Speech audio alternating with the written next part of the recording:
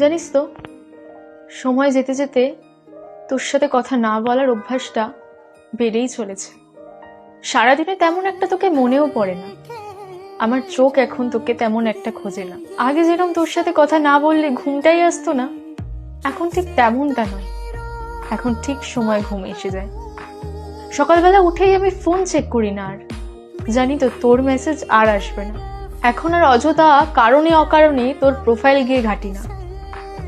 ইচ্ছাও করে না, আর মনেও থাকে না। তোর দিক থেকে যতটা সবটা ভেঙে ফেলা সহজ ছিল, আমার দিক থেকে হয়তো ততটা সহজ ছিল না। তবে সবটাই অভ্যাস হয়ে গেছে।